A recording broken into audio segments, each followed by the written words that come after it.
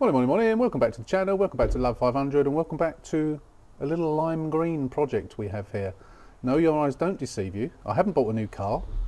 This is my sister-in-law's car and she's brought it to me today to do a few bits and pieces. It's just a one-off video and I'm going to go through, do most of it on time-lapse. I'm going to show you what I'm going to do. So let's go.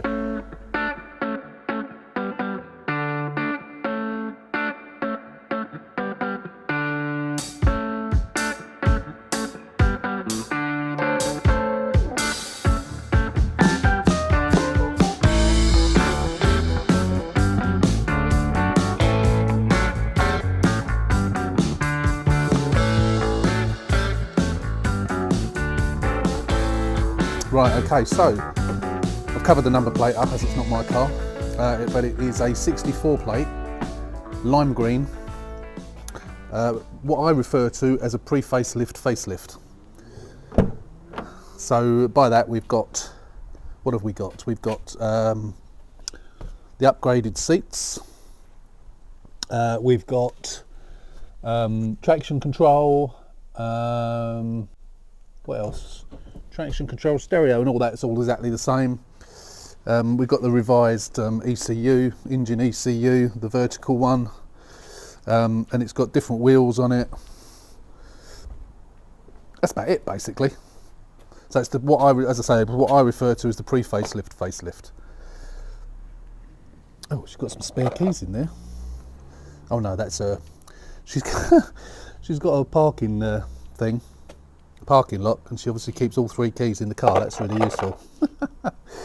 Oh dear, you couldn't make it up. So the reason the bonnet is up is because I'm going to disconnect the battery.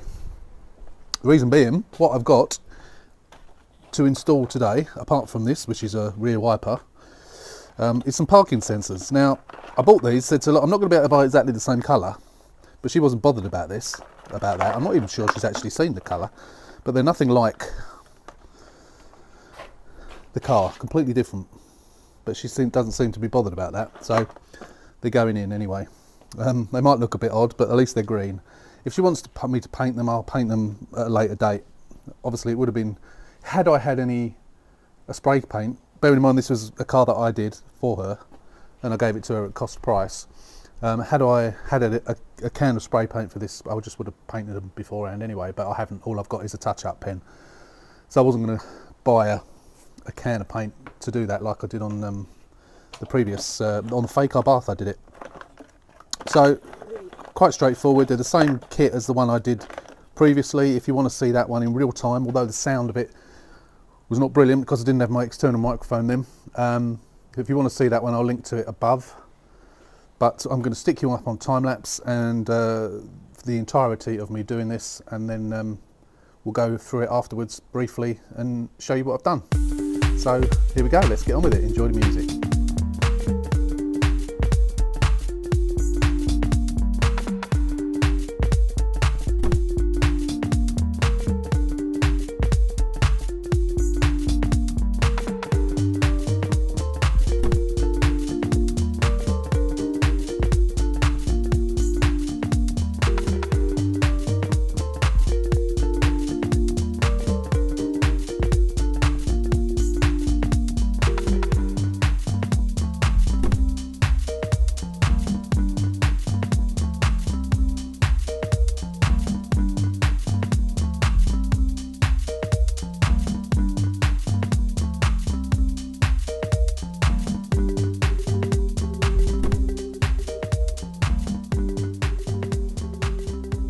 There we go, all done, all tested, all working. As you can see, they don't, as I said to you at the beginning, they don't match. They look even worse than I thought they would. They don't match at all. So I know on the previous video I did, where I did these, someone said these should be further round, and you're probably right. So probably that they should, in theory, they probably should be lined up here at the edge of the chrome. But that's where I put them last time, and that was the place. So it's basically in line with the end of the indicator. But yeah, I know that it doesn't necessarily protect right at that very edge. So yeah, maybe I should have moved them a bit further around, but I didn't, so that's where I put them last time. and I even watched my old video back to see where I did it. So they're basically, so what we did, we measured the centre. You should have seen this, so you probably gathered what I did. So I measured the centre, and I measured from there to there, which was 18 inches, come in 9 to the centre, same this side, and then those were, again, they were 9, and they're lined up with the edge of the, between the red and the clear. And then they're 3 inches down. From there to there, they're 3 inches down. That drop is 6 inches.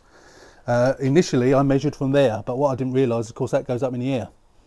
So I ended up having to measure from the bottom upwards to get them in the right place. But yeah, that's done. That's done. Let me just show you inside.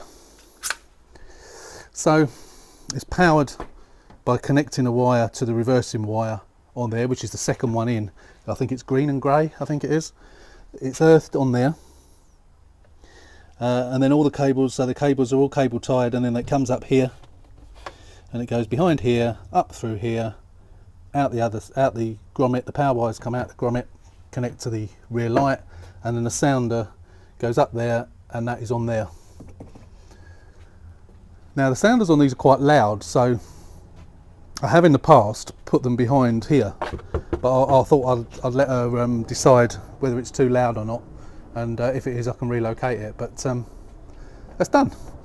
But as I say, I did tell her that they're not going to match. They're nothing like the green colour, although in some ways the contrast looks quite good.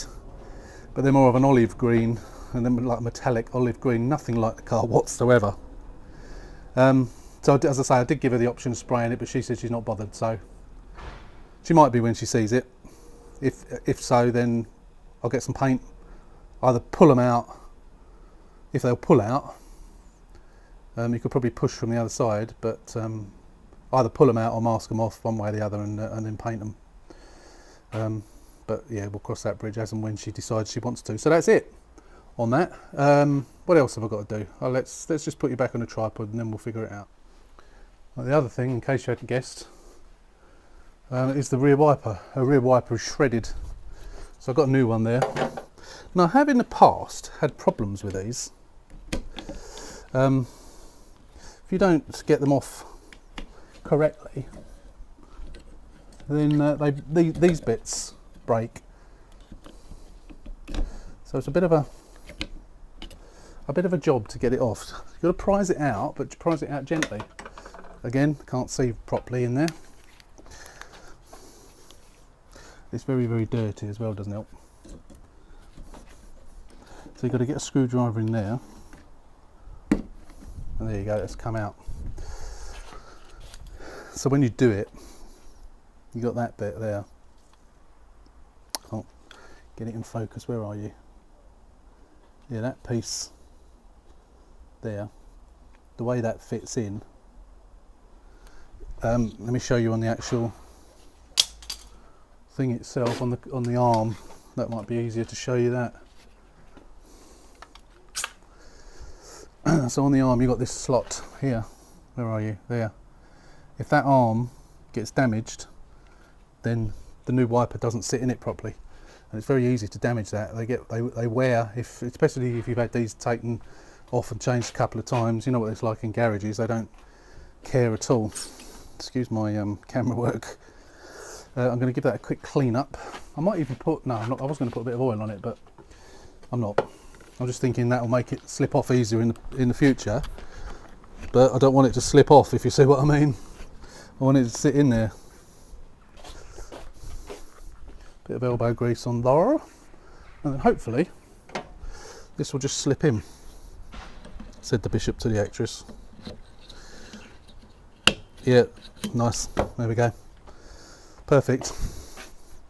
That's that one done. That's the other job. Now I've got one more job to do on this car. It could do with a damn good clean, but I'm not doing that.